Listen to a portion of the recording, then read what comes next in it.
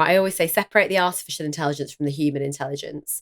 AI is a technology, it's a tool. You're going to use it. How can you use it to augment the HI? Welcome to the Tech Leaders Podcast AI series. Is the hype justified? In this captivating 5-part podcast series, Professor Kerensa Jennings and I will deep dive into the recent hype behind AI technology and seek to challenge how profound its impact on society and business really will be. Throughout the series, we'll be joined by 5 leading experts, including industry pioneers, visionaries, and entrepreneurs who have been at the forefront of AI advancements and have real-world insight into the deeper implications and possibilities that AI is bringing to our world. Priya Lakhani OBE is the founder and CEO of Century Tech, an artificial intelligence education technology company that develops AI-powered learning tools for schools, colleges, universities, and employers across the world.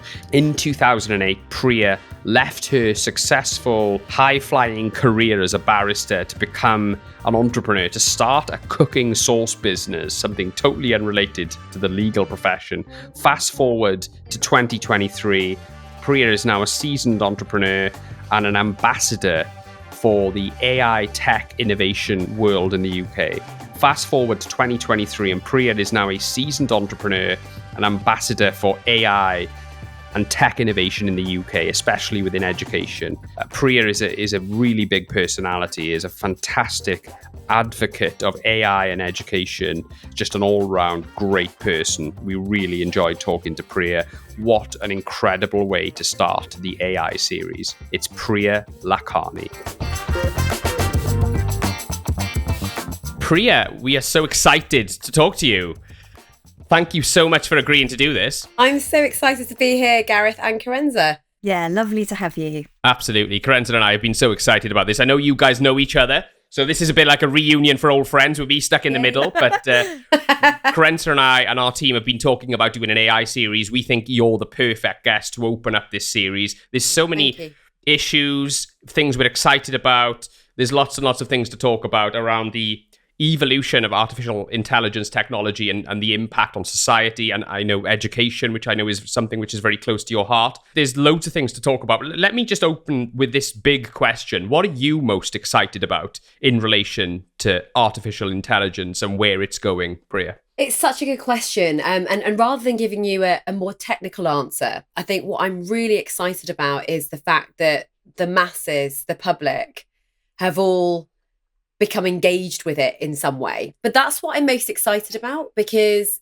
prior to ChatGPT's launch in December, there were many entrepreneurs who were building artificial intelligence technology, developing the technology and talking about it and its application.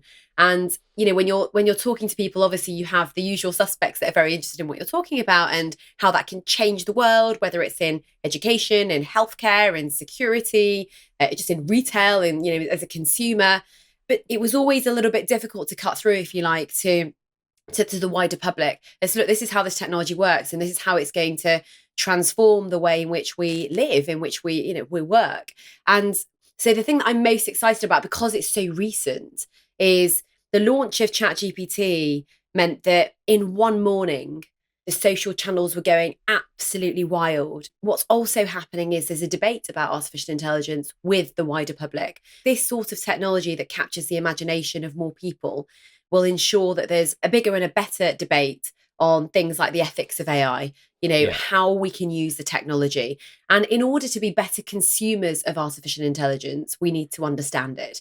And so that's what I'm most excited about, because being in education, and I know it's slightly different in terms of what I've been doing in the last decade in AI and education, but being involved in education is not just for children, right? It's about lifelong learning. It's ensuring that we all understand all of the relevant issues, and artificial intelligence is definitely one of them. So Gareth, that's what excites me the most, is the fact that it's become headline conversation. It's the fact that you decided, right, we're going to do an AI series and it's going to be specifically on this subject. The fact that you're doing that, the fact that the mass media are talking about it, the fact that it's headline news means that now we can have a really big conversation about the technology and its future and its opportunities, but also, what are the risks? How do we mitigate those? And I think that's really important. And so when you started out doing Century Tech, you did this thing, you had this incredible vision.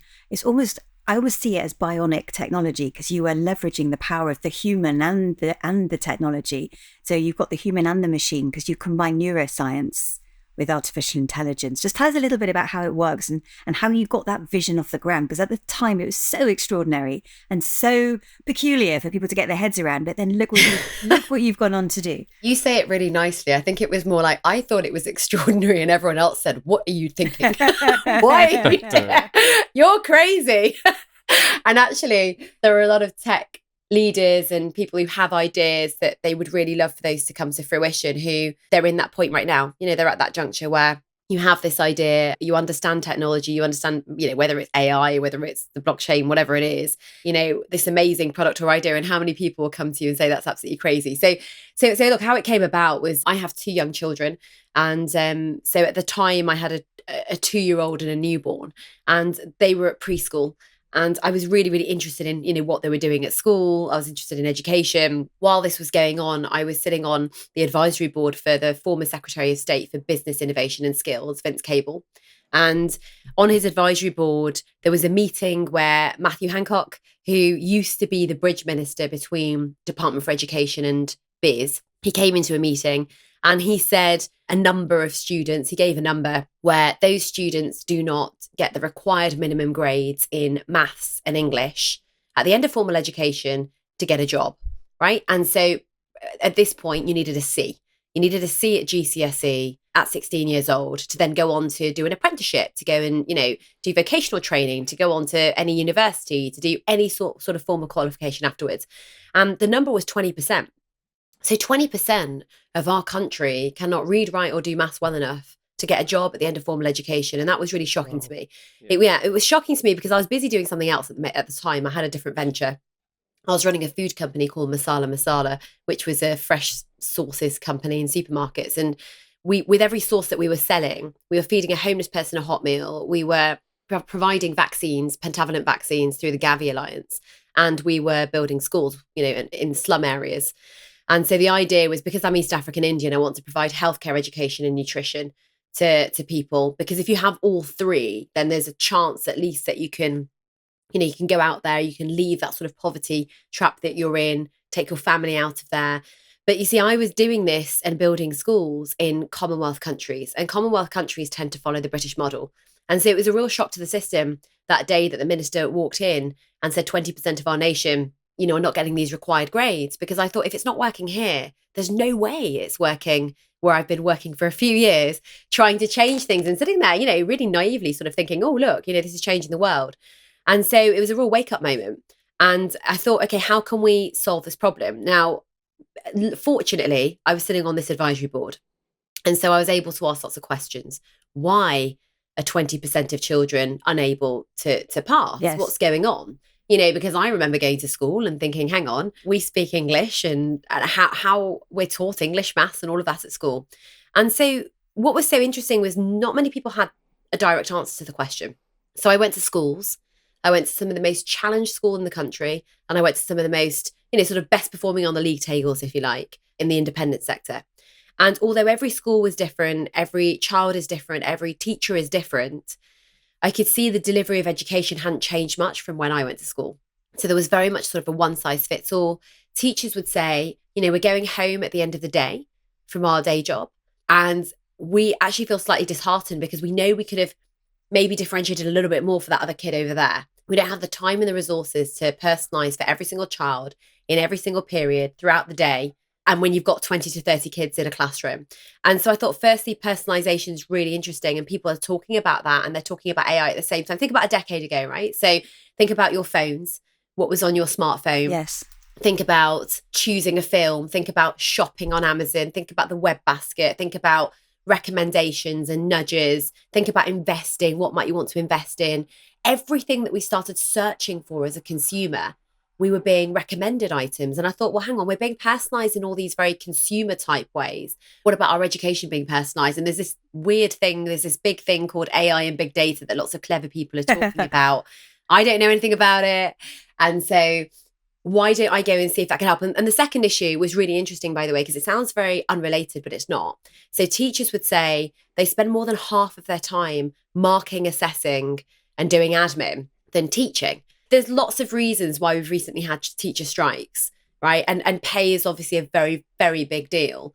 But what's so interesting is that, well, it was no surprise that these teachers are tired and exhausted, because there is no other industry where you have an individual. Think about a salesperson, for example, right? Where you say, here are your KPIs for the end of the year, but then you don't give them the tools to achieve those KPIs. Whereas we're sending teachers into classrooms every single day to do their jobs. Their KPIs aren't revenue. Their KPIs are, opportunities for the children, right? And their education, much bigger, much more important. And yet, what tools are we giving them? And they said our workload is huge. And so I thought, okay, well, hang on, that's related, because when the devil's in the detail, right? They're spending a lot of time data gathering. If we think about it really simply, they're giving you a test every week. They're now marking that test 30 times. And then they're teachers by day and then data analysts by night, because they've got to sit there and figure out, well, who got the test wrong and why did they get something wrong? So the idea then came about as to, look, what is this technology and how can we then use and leverage this technology to solve these problems? And it was very much a problem-oriented approach. Yeah, which is the best way of doing innovation, actually. Yeah, and so many of us have those ideas, right? Which is really, really interesting. And so, we're often in a situation where we think, okay, there's a service or there's a product, it could be better, right? Or actually there's a gap in the market. I mean, I do think every company is a technology company and every company is a data company. And somebody once said to me, what do you mean? I run a hair salon. And I said, yeah, you're a technology company because you've got a website, you've got a booking system, you're using a CRM probably, you've got loyalty things, you've got all sorts of things, that you can think about using and leveraging technology. And data in terms of, this is not an audience where I need to explain why data is important, I think, but all the reasons to make your business thrive and for you to actually enjoy your business more. Really, really interestingly, I find as a business leader, we enjoy our businesses more when we're better informed, right? In terms of what's happening and how customers are behaving. So can I ask you, Priya, you've done a lot in your career, but you were trained as a barrister, you set up an FMCG company, and then you kind of found your why. I've heard you say that you want to change the world quite a few times, which I think is brilliant, by the way. Which is so naive. No, I think it's fantastic. I'm still trying. I think there's not enough people in the UK who think like that. I mean, it's very much a Silicon Valley line, isn't it? But I think it's absolutely fantastic, and I think you genuinely will. You clearly found your why, and you got to that journey. Then you got to the end of that journey with Century Tech. Can you tell us about that journey? Why did you why did you move away from being a barrister? Why did you set up your FMCG company? And then why did you ultimately move into AI and education? Yeah, you guys are being really polite about these questions. Most people are saying, that's crazy. How are you? Most people are like, what do you mean you were a barrister? So actually it all makes sense with this why. So I'm from Cheshire, from a very leafy part of Cheshire in the northwest of England. But I spent all of my long holidays, if you like, in parts of East Africa. So my father's from Nairobi. My mum's from Kampala in Uganda. And so on a lot of these holidays, we would go and see my father's family. His mother, my grandma, was in Nairobi. And it was just really, ever since I was very, very young, I remember being about 5-6 years old. And, you're from this leafy part of Cheshire and then you turn up in Nairobi and you've got a house with your family. And then in the house, you've got servants and the servants are living in servant quarters and you call them your servants. And you can just imagine now putting yourself in that situation, even now as an adult, that just feels very, very wrong. And I was around lots of children, just sort of when you're walking around the streets, etc., where, we have a white Mercedes with a driver and then there's a nanny and then there's chefs and everything in Nairobi. If you're able to afford it, this is how people live. But then around the corner, there are children begging on the street and they have no idea if they're getting fresh water tomorrow. They're smiling and beaming and that just really affected me. It's a very, very simple story. So at a very, very young age, I was in Nairobi. I was with my parents. My mum remembers this. And I said, Mum, I know why I'm here. And sounds really stupid. I totally get it. And I said, look, I'm here because I want to try and change the world for these children and give them everything that I've got, because I felt really spoiled. And I am really spoiled. And I said, I have all of these things. If I want anything. I was also wearing a ridiculous dress the day that I said that, where my mum put me in this dress and I hated wearing dresses. So I looked even more like princess-like than you would ever, and I was a real tomboy. I used to want to wear joggers and a hoodie and follow my brother around. And so it just felt wrong. It just felt really wrong to me. And so I grew up thinking that's what I want to do, and so I was very lucky, because how many people go through their entire lives and can look back right at the end and say every single moment was spent with this kind of drive and this purpose. And the reason why that's really important is that, and it sort of comes into leadership in a sense, is it actually gets you through real times of adversity. When there are massive challenges and you've got your North Star, you've got your direction, it can help you build that resilience. So throughout school, I said, that's it. When you're a kid, what do you think of when you think of equity and justice, right? You think law, that's what I'm going to do. I'm going to wear the wig and the gown. I'm going to be a barrister. I'm going to change the world. And so that's what I did. And I was told there's no way I'd be a barrister. And it's because you're female, you're from an ethnic minority, you're brown, you're not smart enough to go to Oxbridge. I didn't want to go to Oxbridge anyway, but that was literally the party line, was look at barristers. They're white men who go to Oxbridge in the 80s and early 90s. So you're never going to make it. But my parents really, really fought for my education. My father would argue with my school and say, she wants to be a barrister. And he'd do this accent go, what's wrong with that? We're Indian. Indians are all doctors, lawyers and accountants. Like, what do you mean my daughter can't be a doctor, a lawyer, an accountant? And all of that led to me going. I went to university. I practiced. I loved it. I really, really loved it. I did not leave because in any way I didn't enjoy the profession. But what I realized a few years in was that I just wasn't moving the dial. It wasn't a career where, as a junior particularly, that I was able to move the dial as much. And I used to do things like, when I was a lawyer, I remember receiving letters from, there was a charity called Action Aid. You sponsor children in parts of Africa. And so these, I was using my salary to do these little sort of charitable efforts, if you like. That's not really what I thought my purpose in life was. So I was working late nights as a lawyer, and I was unable to cook and find time to cook fresh meals because I was just working so hard. And I spotted a gap in the market. There were no Indian ethnic fresh sauces in the supermarket. And when you go to the supermarket, one of the most popular things to buy is pasta and pasta sauce, from the fresh aisle, right? And if you want Asian food, you have to go to the ambient aisle, the room temperature aisle, and they're all pasteurized, right? And I thought, given that curry is the nation's favourite dish, Jamie Oliver's just won some TED prize, right, for saying everyone should eat healthily, which is absolutely right. And he was changing like school meals.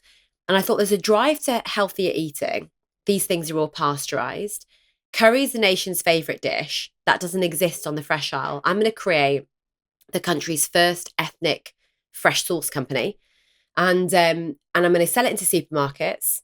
And for every pot of sauce that I sell from the revenue model, not from the profit model, we'll feed a homeless person a hot meal, we'll provide the meals, and we'll build the schools, right? And so in August 2008, I quit law, thought, right, I'm going to start the food company. And that was it. And so Masala Masala was born. And it was a real learning curve, into business, because I'd never done it before. And I said to my family and my husband, I said, look, if I don't have a supermarket deal by Christmas, I'll quit and go back to law. And it was so interesting because at the time I was being laughed out of the door by everyone. The manufacturer didn't even want to make the sauces for me. Even though I had the money, I didn't even want credit, right? I was like, I'm going to pay you. Nobody wanted to work with me. They said, go home. Is your sibling a buyer at Tesco? Is that why you think you can get into supermarkets? And what was so interesting was I was meeting the naysayers, right?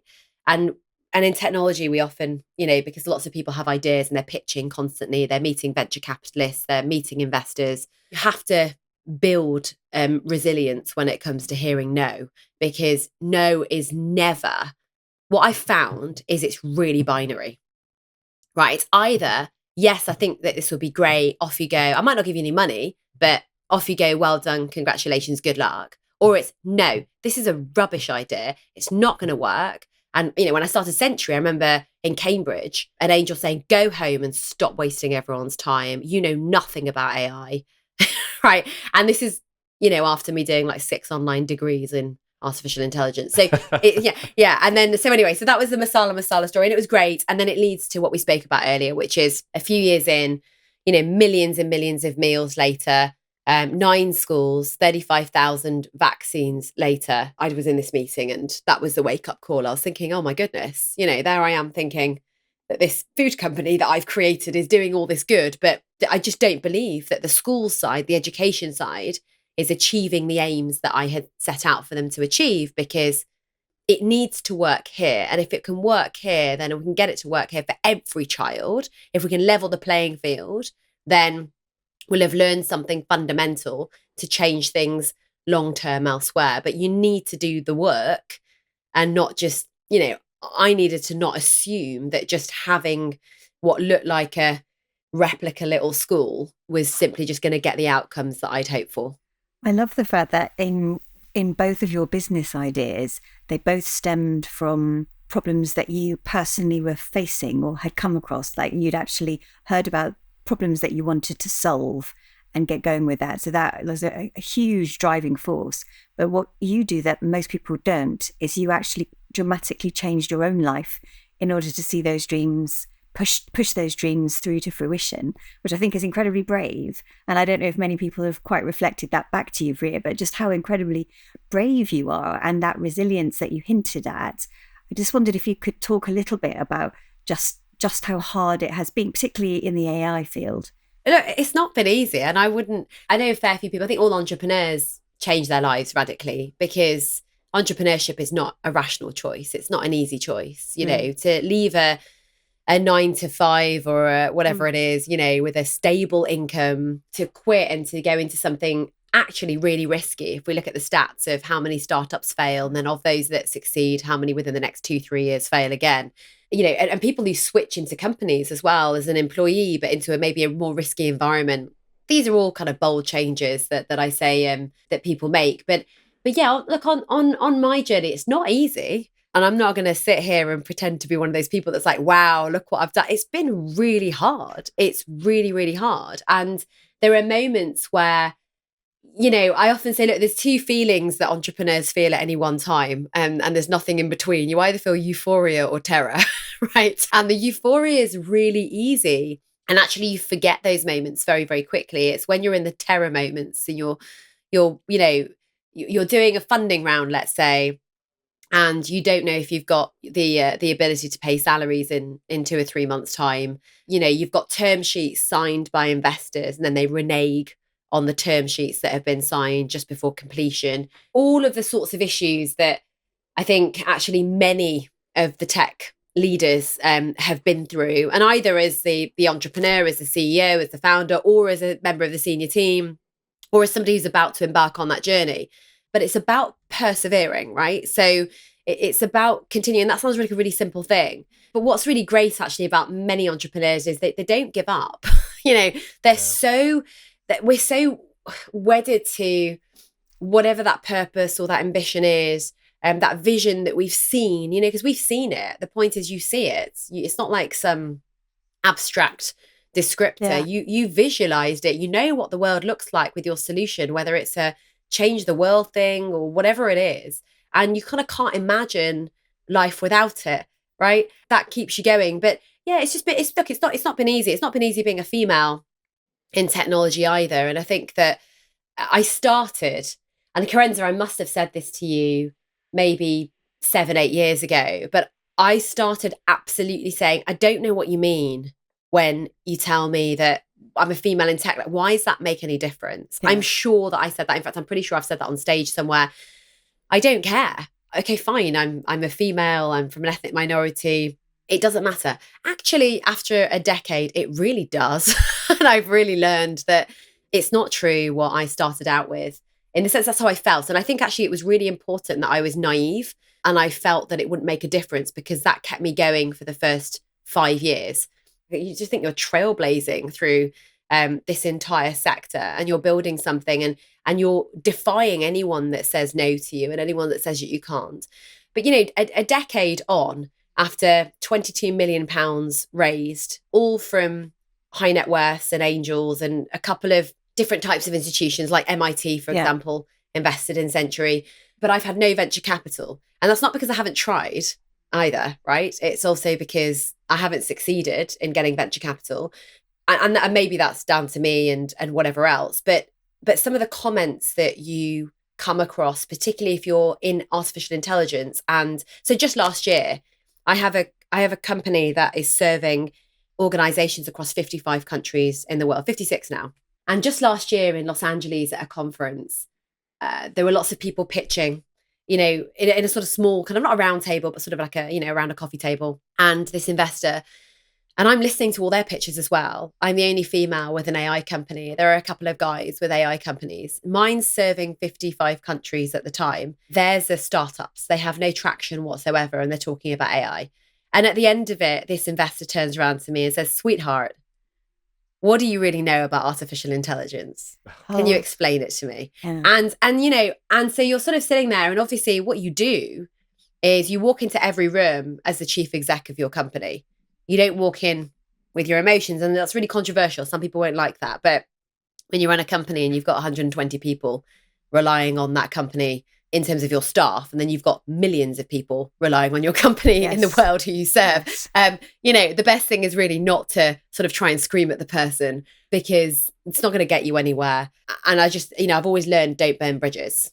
Right. It's just a lesson in life. But the thing is, those things happen. I think that things are getting better, Kerensa, from your question, for women. It's a slow journey. It's not exactly where I'd like it to be. I've got a daughter who's 13, and I'd really love that we can sort of push on and get rid of some of the bias and the discrimination, but it definitely exists.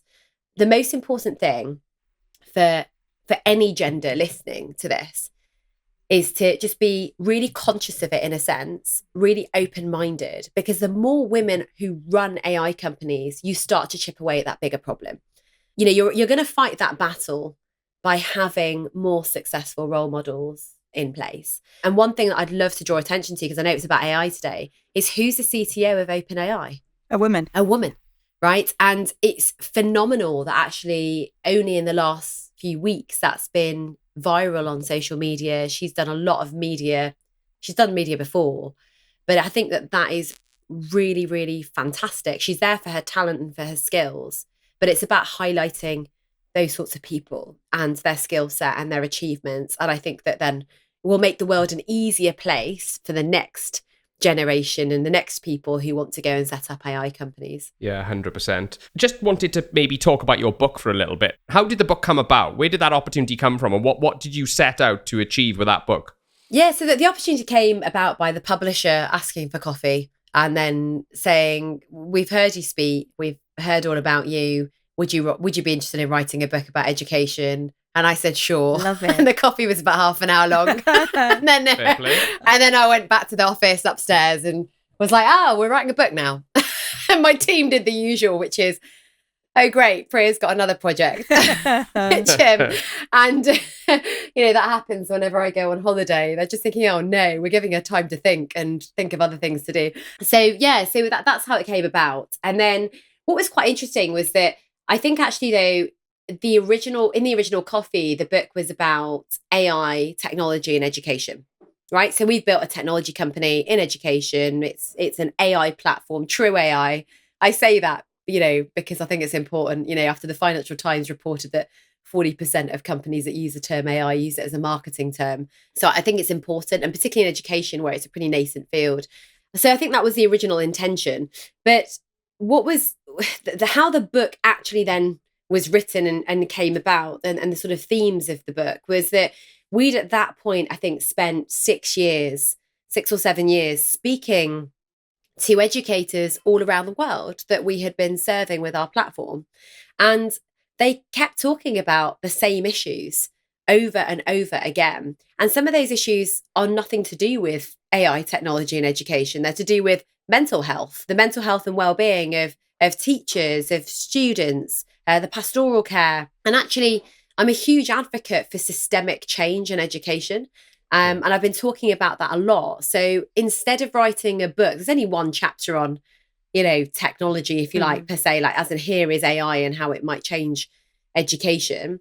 But actually 9 chapters out of 10 are about essentially your children, and why this needs to change. This is actually what's going on in schools right now. And it doesn't matter which school your kid's going to.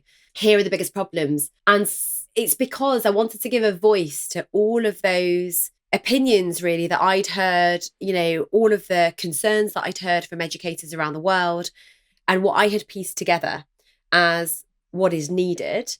And also the fact that education is just really slow to change. And all of this really comes from, and it's very related to AI, but in a different way. If we look at artificial intelligence and actually just what happened in the last few months, and GPT-4 is a fantastic way to look at this. Look at what that technology can do after only, let's say, months, in the field, right? If you like. I know we've had access to GPT-3, for example, since the licenses were available. But if you look at ChatGPT and look at what it can do.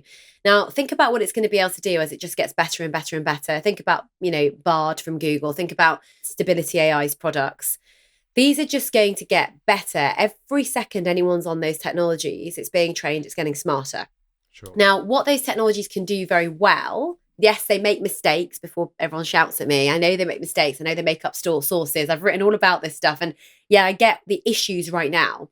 But what they can pass an exam in, because they've tested them on the US bar exams, on the SATs, they've tested them, they pass all of those exams, is they're great at recall and regurgitation. And so that's not a human skill that's going to be as valued. It's still very important because you can't build many skills if you don't have the ability to recall initially, right? But the point is that our assessment systems and our education systems, and this is, Gareth, kind of where it all kind of pieced together. The UK, the US, Australia, there's a bunch of countries that absolutely ace the OECD.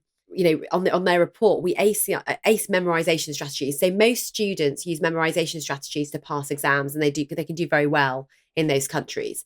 Now, relevant to AI is, as AI grows, as data across all sectors becomes more and more important, then what skills do we need these children to leave school with in order to have opportunity and choice when they leave school? And so, there's a big connection actually between artificial intelligence and the technology and where it's going. Other technologies, looking at, for example, the metaverse as that grows, as people start to experience it more and more, and as our digital personas take more of a percentage of our engagement time than our physical personas in the physical world, and thinking about where our children will be in 10 to 20 years' time.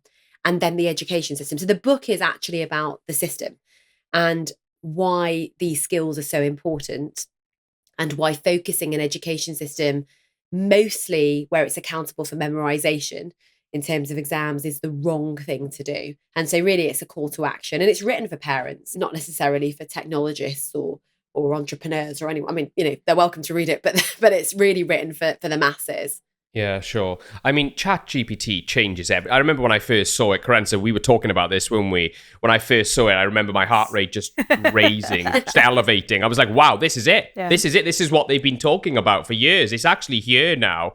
And I just think it's an incredible tool. But it changes so much, doesn't it? Kerensa, you and I were talking about this in the context of the labour market, where different things will become valuable. Do you know what I mean? Absolutely. So the guy you can ask ChatGPT the right questions to write good blogs is more effective than the good blog writer. Do you know what I mean? Because what will this change our value, our perception of what value is? Do you know what I mean? It commoditizes new skills, doesn't it?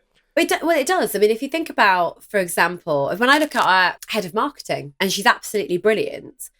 She's brilliant at all the sort of, when I was 20 years ago, 30 years ago, when I thought about someone who is a great marketer, she encompasses all of those skills. But what she also is incredibly data driven, because you don't have, if you think about it, right, 30 years ago, so I'm thinking about when I was a bit younger, I'm 42 next month. When I looked at somebody who was fantastic at marketing, and it was, they were focusing on, for example, print media, they're focusing on, advertising campaigns, etc. Because of the way the internet has evolved and these tools have evolved and data collection has evolved, at the time, marketers' skills were very much in sort of the writing. It was very difficult to measure ROI when you were marketing, right? I remember there were sort of famous phrases about, I'm spending like £30 million and 3 million is effective, but I don't know which 3 million, right? Or whichever, whoever said that and whatever numbers it was. I remember that being kind of like a big thing. Whereas actually, there isn't a marketer out there now who wants a very, very serious job in a serious organization that is not very, very proficient in terms of understanding ROI as it comes, in terms of measuring that with data. So data has become important. And so you'll see that these jobs will evolve, these roles will evolve, and these careers will evolve because you have to be able to understand those tools. For example, a marketer who doesn't understand digital marketing and social media is a very, very difficult concept for any company, right? Yeah. So these will evolve. And it's really, I always say to people, we are living with, working with, or building AI, right? Anyone with technology who has access to that, to smartphones, that is what you are doing. You are living with, working with, or building artificial intelligence already. Sure. Yeah. And so that's going to grow. And you need to think about, how am I going to evolve my skill set with this technology? If I'm a leader in an organization, how is my organization going to leverage all of these tools, be part of all of these different conversations, be more efficient because of these technologies? And that is not, people often talk about, I've got to do a digital transformation project in my big company. I'm a tech leader in this huge organization and we've got to organize that. And I think, what? That's completely wrong. Digital transformation is not a project. It hasn't got a beginning and an end. It's got a beginning. There is no end. It's an evolution. You've just got to carry on with it. It's part of your culture and you have to invest in it properly. What do you think are the new human skills that are going to become really important in the next few years? Kerensa, that's honestly just like the golden question. I'm not even sure about new human skills. I think it's just actually what we've got to do is focus on, what we already understand that humans are brilliant at. And the way that I think the best way to think about this is separate the AI and the HI. Right? I always say separate the artificial intelligence from the human intelligence. AI is a technology. It's a tool. You're going to use it. How can you use it to augment the HI? And so there's no simple answer to that question that you ask, because there are many, many human skills that we need to nurture and develop, and where we can leverage technology to make us even better at what we do. And it will be different depending on different use cases and different examples. But critical thinking and being able to think and analyze and question. Exactly. Yeah. Is the single most important skill that we teach ourselves and our children. And the reason why is because, and this is something that I'm just really passionate about, and AI very much plays into this, is that the foundation of a democracy relies on, for example, a free press, right? The press are the eyes and ears of the public. Forensic journalism, investigative journalism is incredibly important.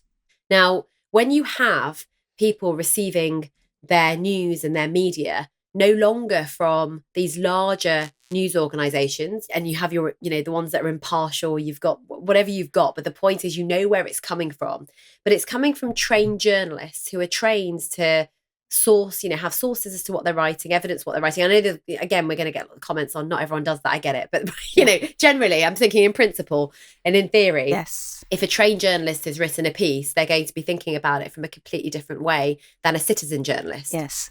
Now, when most of us are now receiving our news from citizen journalists and from social media channels, but from persuasive technologies that then nudge us as to more and more of what we prefer, more and more what we like, where we kind of go down this rabbit hole of our preferences. And maybe there's a bit of bias in there, and you can see how that can create an issue.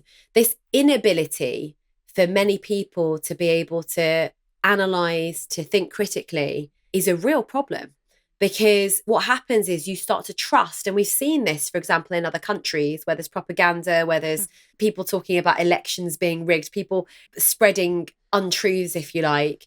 That becomes a real problem. Sure. And this is one of the issues with AI technology, this technology that can recommend, that can nudge, that can learn about you, learn about your behaviors. And when particularly those organizations are very much judged by their investors on engagement time, on keeping you hooked, on not really wanting you to log off, then that human skill is more important. And it's incredibly important for children and for young people as they grow up to understand, what is the difference between fake news and fact? How do you know? Have you questioned this? And ChatGPT is a really good example. When it first came out, and you had these children and these young, well, even not even children, just adults, everyone asking questions, just relying on the answers. it was making up information and sources. Yes, yeah. One of the teachers in my organisation was absolutely horrified. It made up a quote from Othello when asked it some question about some Shakespeare thing, and then another teacher was absolutely mortified when it stated that William the Conqueror did not win the Battle of Hastings, and he was really upset about that. I've apparently written a book that I haven't. Well, there you go. And I think the thing is that over relying on this, the output, if you like, of these systems, and not being able to judge the source and where it's coming from, again, that sort of critical thinking set of skills, it's going to be incredibly important that we nurture those. And so I think that's a fundamental one. When we're talking about artificial intelligence, what's the one human skill that we need to develop to defend ourselves against some of the negative things that can come from this technology is incredibly important. But obviously, if you have that skill set, you can allow yourself to further thrive with it as well, right? So there's a positive side of things as well. Yeah, absolutely. Do you know what? I did a history degree, and history is just all about analysing biased sources and trying to get to the bottom of what the truth is. And after I did it, I'm like, well, I'm never going to use any of these skills in the real world. I just did it because I like history. But as I get older, it's like the skills I learned analysing sources is getting more and more relevant to everything as we go further into this digital world. It's amazing, isn't it? Yeah, as a lawyer, it's the same with me. I just think, whenever you read anything, it's about what are the facts behind what you're reading. I was in this article recently, and in the comments section, it was extraordinary how many people just suddenly rushed. And one person said, oh, look, she didn't get into the university of her choice, so she's doing, and I said, and in my head, I thought, but I didn't ever want to go to Oxbridge. I mean, why would you assume that? There's nowhere in the story that said I wanted to go there and that I applied and that I didn't get it. Do you see what I mean? So I think what's quite interesting is people read things sometimes how they want to read things. And there's lots of different forms of bias and confirmation bias. But then, can you imagine, sadly, that's something I think that all of us do. I'm not perfect. You're not perfect. We all have these biases that come in the way in terms of how we're taking in information. But now couple that with a persuasive technology that's feeding it to you, right? So that becomes a real issue. And if we want to live in a world that is less polarized than where it is now, then this is really, really important. And policymakers really need to take this seriously, and they need to ensure that there is time and resource available in formal educational institutions to be able to focus on those skills and that particular skill set, across the board. I think this is fundamental. And actually, the book does cover this, but it's become even more relevant in the last few months, given that we can now even show how this technology is able to do that. I mean, yeah, there's so many directions we could go in here, but I wanted to pin on that. And I know, Kerensa, this is something you're involved with in relation to policymakers. What sort of role do you see governments, for example, playing in regulating AI and its impact on things like jobs and societies? So, well, on regulation, I don't know if you're aware, but I received a request from Sir Patrick Vallance just before Christmas to be involved in the review of regulation across every sector, but as it relates to artificial intelligence technologies and sort of broadly digital technologies. And so we were asked to help with that, myself and Matt Clifford, who's the chair of ARIA in the UK. And the review actually just published, and the Chancellor in the budget accepted all 9 recommendations in the review. And what was really, really interesting in that review, the recommendations, there are several recommendations. 2 really interesting ones are the generative AI recommendation, and that is for policymakers to give clarity in terms of law on the input and the outputs of generative AI. And then I think one of the most important sort of regulation recommendations, and this is all came from stakeholders. So just so you know, we spoke to many, many stakeholders across industries to understand what they needed, because it was really about speaking to the CEOs, the heads of policy, the founders, the CTOs, and saying, where are you stuck? Where could you thrive in the UK being an AI technology company? And where are you stuck because of regulation? Or do you need regulation? Do you need clarity? And so we asked all those questions. And the most interesting one was a sandbox recommendation. So a cross-sector sandbox where companies can apply to be in some sort of safe environment, if you like, work with regulators on innovative technologies. And there's, this could relate to medical devices. It could be generative AI. Generative AI, there's this really interesting debate at the moment about watermarking technologies, but that's not quite fully developed yet. So, but is there a regulatory issue that's related to that? And the idea is they would apply and then be in a safe environment, working with regulators, and then work with regulators to develop that regulation as the innovation develops, if you like. So there's always work to be done in regulation. It's difficult because it's always chasing innovation. But I really, really welcome the review that was conducted and the fact that all the recommendations were accepted by government, because what it did was it really demonstrated support from policymakers about artificial intelligence technology and the fact that they wanted to support the growth and the innovation within the United Kingdom, within our ecosystem. And that's an important message for entrepreneurs, because if you're thinking about building a company, if you're thinking about building a product and leveraging GPT-4, then you need to do that in a country where you know that you understand the laws and the regulations. And so it helps to do that because it puts us on the front foot in the UK alongside some of those countries that have already been quite clear. For example, Japan has been very clear on how regulation, applies to these technologies. And then obviously the US it's evolving, but I think there are some interesting court cases that are out at the moment where we're going to have to watch what the outcomes are to try and understand where the law sits when it comes to the output of, for example, generative AI. And the best regulation, I think, acts as both enabler and boundary setter. So it helps clarify those boundaries. But yeah, it's about safe. Yeah. It's about the safe use. Exactly. Yeah, exactly. And that's what we all want. I mean, all of us, just if we all take our technology hats off for a second, we're all people, we're citizens, we have children, some of us, we have elderly people, vulnerable people that we're, in our care. We want to use technology for our benefit. We want to use it safely. Yes. We don't want technology to be dangerous in any way. And I think that's the thing, is that sometimes when you've got the entrepreneurs and the sort of technology industry, people look at it and say, well, hang on, you guys just want to go and build all this stuff that, and it's like, well, actually, I don't think that's the case. I don't think I've ever met a technologist where I've thought, wow, this person's awful. And they just want to build technology in a really unsafe way. And I think that there are entrepreneurs that will sit there with their sort of the other hat on and think, how might what I'm building, how might there be bias in the algorithms? How can I mitigate against that? And so, I often meet people who are very, very thoughtful about these things. They want to innovate, as you said, and they want to move the dial and progress. But at the same time, yes, they want to do it safely. But that is regulations there for that, right? It's to capture those areas where actually there needs to be a boundary, as you said, and a safety net, and to ensure that there is essentially what they want is no harm done, right? You talk in your book about potential for bias in relation to AI in education, don't you? And you loosely touched upon this there, but do you have any specific examples of how this is being addressed at the moment from a regulatory or a company standpoint in terms of governance within companies who create AI technology? What is being done to ensure bias isn't an issue right now, from what you're seeing? So that's really interesting, because I think that's where this has to develop further. I think that there's an example of a company in the education space that recommends careers. But because I understand how this technology is developed, one of my first questions was, well, how do you do that? Where's your data set from?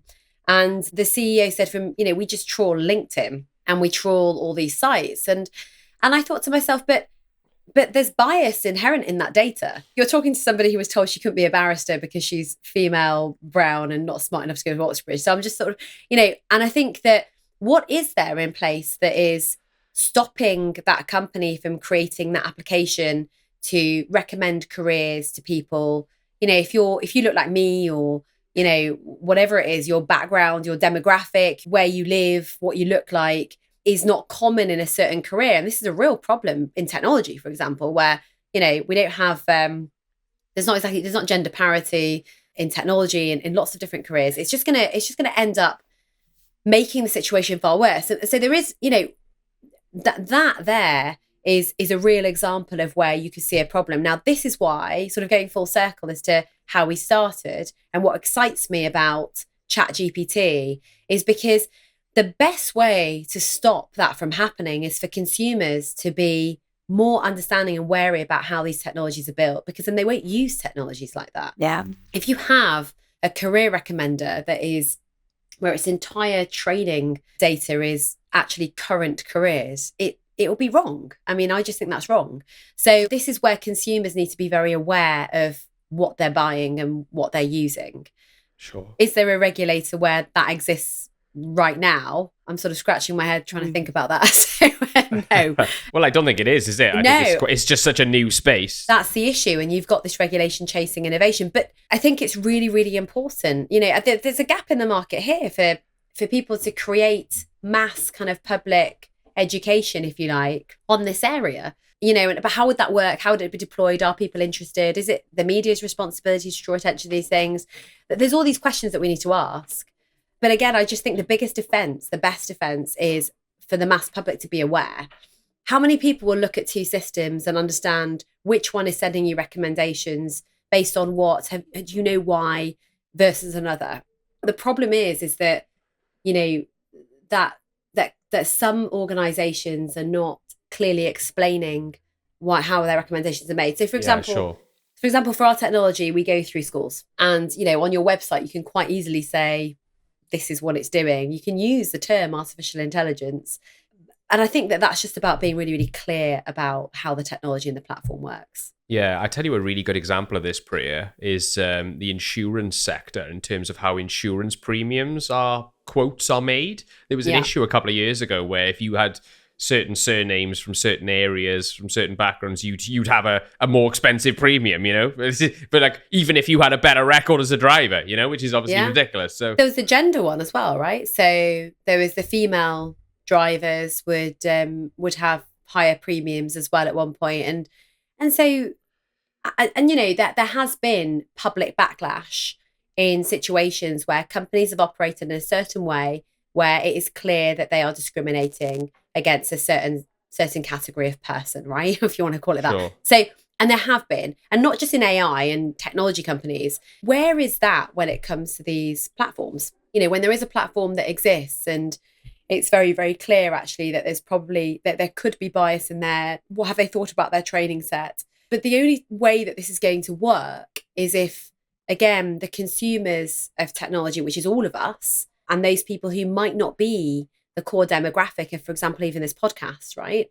But are you aware of how this is built? Are you aware of how it's making those recommendations?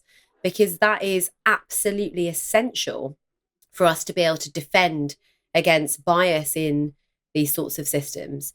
If entrepreneurs, CEOs, and as great as some of the intentions are, but it is known that, okay, well, if that's the way you're going to build this, people won't buy it, then no one will invest in it and they won't build it. But there needs to be that knowledge. And that is, again, education.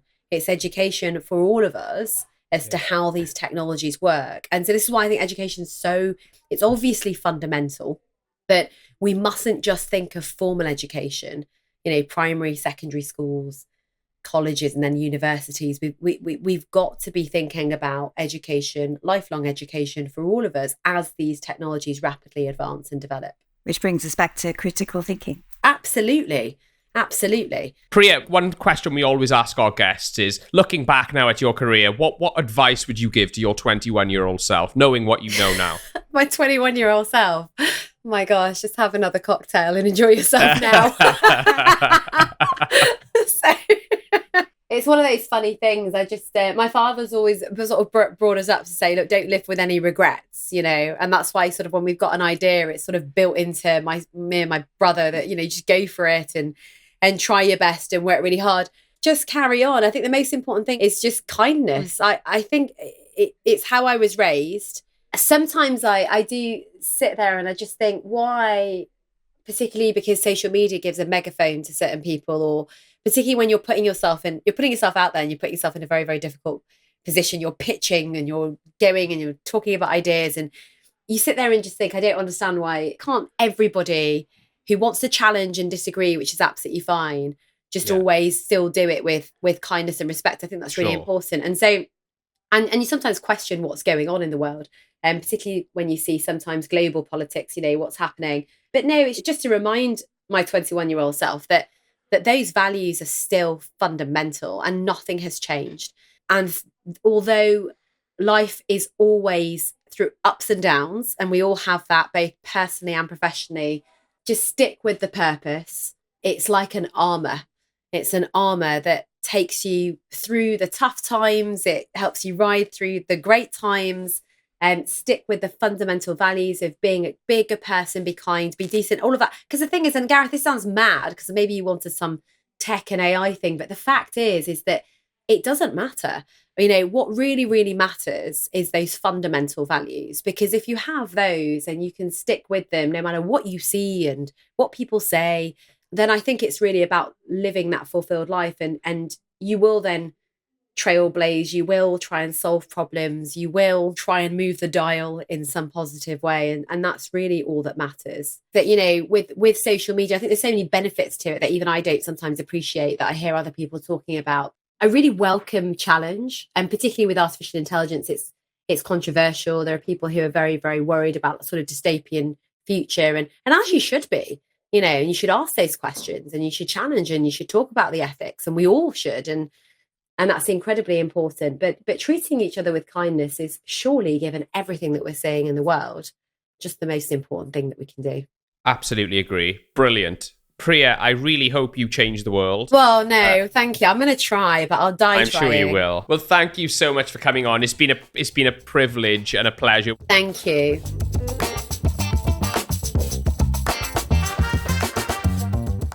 So, Kerensa, that was amazing. Priya is such a character, isn't she? And such a brilliant communicator. And she's such a driven person. And, because her core her core purpose is trying to make the world a better place. She is relentless in her focus. Oh, yeah. It's such an inspiration. I think it's such a treat for anyone listening to hear her. It's just fantastic to hear her journey.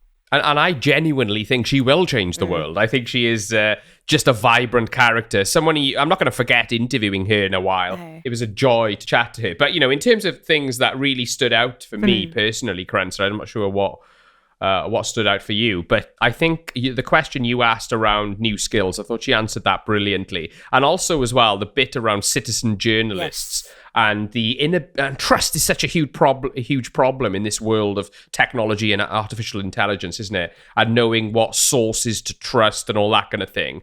And obviously, Priya was talking about how AI potentially can help us with that, being more data driven and stuff like that. I thought that was a really positive contribution and something that I hadn't really thought about AI in those terms. Yeah, I would agree with you. And just the emphasis on data and the need for humans to be able to know how to use data and be able to employ those critical thinking skills that, for me, really punch through as a central theme. But also just her personal resilience. I think it's a fantastic role model. She's a working mum. She's changing the world. She's done it with food. Yeah. She's now doing it with education. So she's kind of nutrition, education. She's changing lives. And the fact that she's had to keep bouncing back when she's facing bias and prejudice and all sorts of things, but she keeps going because of the sense of duty and responsibility she has to her team members. And that was really, just for me, a really wonderful story to tell. The fact that she has her members of staff and she's there, she shows up as a chief exec, she's in the room, and she's doing it for them. She's doing them for all of the millions of people around the world that she's serving. Absolutely. I'm not sure if you knew this already, Kerensa, but when I was quite enamored with her talking about where this actually comes from, being faced with real inequality. Inequality in Nairobi is a different level, isn't it? And she saw that firsthand when she was there. And that's clearly something that stayed with her and is a big driver for her through her entire life. So I think this whole changing the world for the better through education and technology, I think it feels like that was fueled by this disgust for the enormous amount of inequality and, just the unfair nature of the economic system sometimes that she witnessed. So I thought that was a really powerful part of the interview. Yes, and then from that, really, the democratizing effect of technology as well, if it's used wisely and well. Technology can be an incredible enabler. And I really enjoyed the section where we talked about the regulatory landscape and Patrick Vallant's recommendations. I just think that review is really important, and it will stay with us for many, many years to come, I suspect. Yeah, absolutely. What a great start to the AI series. Oh, and by the way, Inadequate by Priya Lakhani as well. The book is a great read. I would absolutely recommend it. Check it out. And I will look forward to you joining us for the next installment of the AI series of the Tech Leaders Podcast. Fantastic. Thank you, Gareth.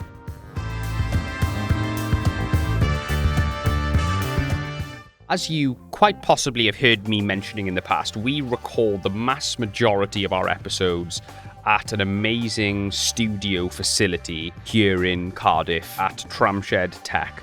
Tramshed Tech is a collaborative community of entrepreneurs and scaling businesses geared towards supporting growth in tech, digital and creative industries across an ever-increasing collection of locations and partner locations, UK-wide and internationally.